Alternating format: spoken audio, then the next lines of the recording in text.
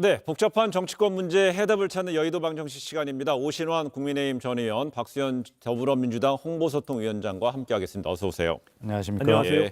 네, 좀 있으면 그 박병석 국회의장 주재로 여야 원내대표 회동한다고 합니다. 지난주에 무산됐던 공수처장 추천위원회 과연 다시 열릴지, 박병석 의장이 어떤 역할을 해줄 수 있을지, 이 공수처 출범 의원 상수와 변수부터 한번 짚어보겠습니다. 우리 오신환 전 의원님께 마이크 드릴게요.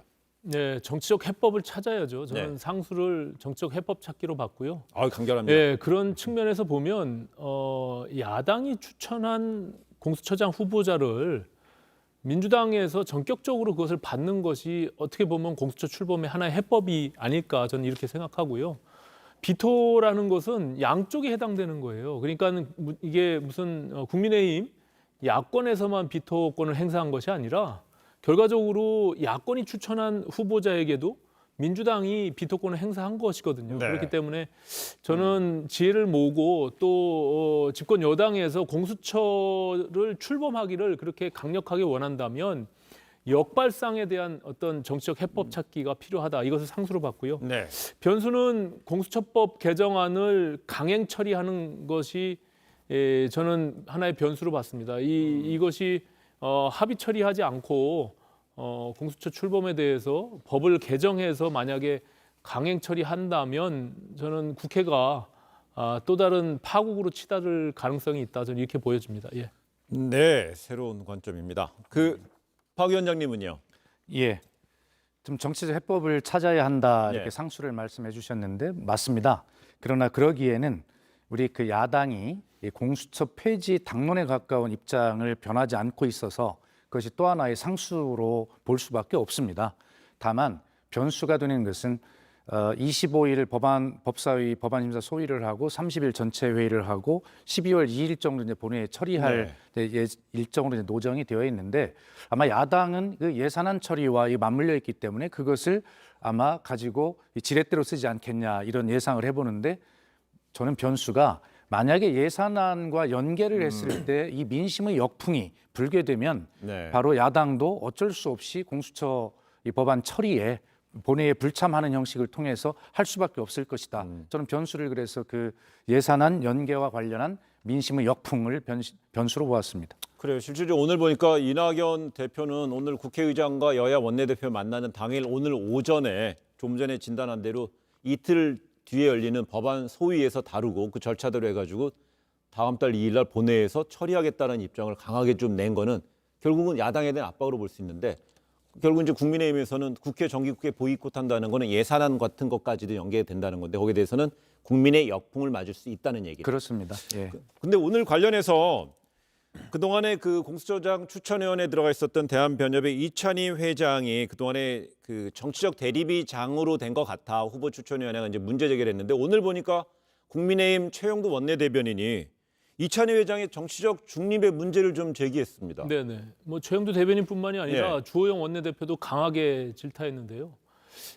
마찬가지입니다. 그러니까 어쨌든 변협 법원행정처장, 법무부 장관이 당연직으로 들어가는데 네. 변협 회장의 경우는 어느 한쪽의 편에서 그것을 판단할 것이 아니라 분명히 대통령께서도 야당이 반대하면 공수처 출범이 어렵다라고 말씀하셨고 이 법이 만들어지는 과정에서도 그 비토권이라고 하는 것은 야당을 견인하기 위한 하나의 수단으로서 쓰여졌기 때문에 야당이 행사할 수 있는 그 고유의 권한입니다. 근데 그것을 비토권을 행사한다고 해서 그것을 하지 말아라.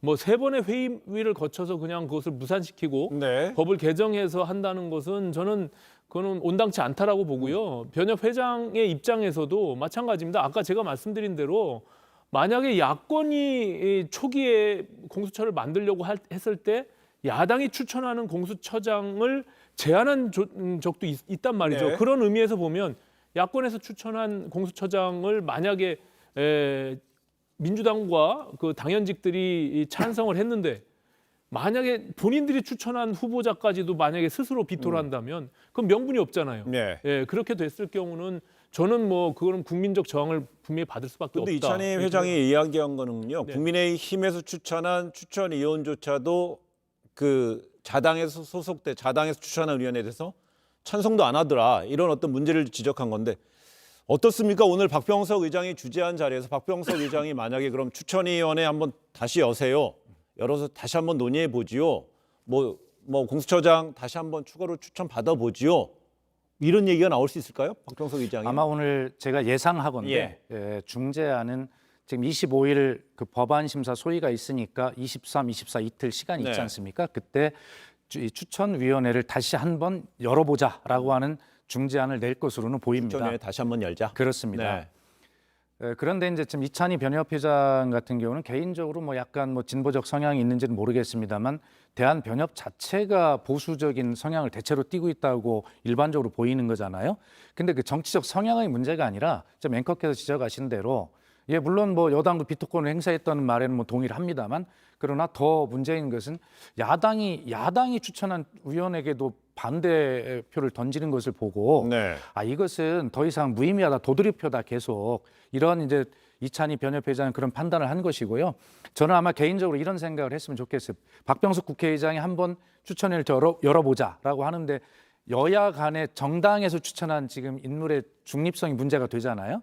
그러면 우리 법무부 장관이나 대한변협회장이나 뭐 이렇게 법원 행정처장 추천한 인사는 놔두고 네. 정당에 추천한 인사를 다시 한번 추천해가지고 한번 하는 것은 어떤가라는 어떤 생각을 한번 개인적으로는 한번 해봤습니다만 네. 예. 7명의 추천위원 중에 6명이 찬성하면 되는 거 아닙니까? 그런 측면에서 보면 야당이 반대를 했다고 하는 것은 본인이 추천한 사람에게 본인이 만약에 비토를 하고 만약에 반대를 했다면 그럼 명분이 없죠. 그런 측면에서 보면 지금 말씀하신 대로 당연직과 민주당이 모두가 찬성한다면 저는 그 2명의 야당의 후보들이 모두가 다 반대했다고 보지 않거든요. 네. 그런 측면에서는 제가 앞서 말씀드린 대로 그것이 하나의 어떤 높은 단위에서의 전략일 수 있거든요. 공수처를 출범시키는 것이 기본적으로 이 정부가 해야 될 본인들의 사명이라고 생각한다면 그렇게 하면서 그 이후에 그 내용의 구성에 있어서는 또 충분히 재량이 있기 때문에 저는 뭐 공수처 네. 출범에 대한 의지가 있다면 그것이 한 방법이다 이렇게 생각합니다.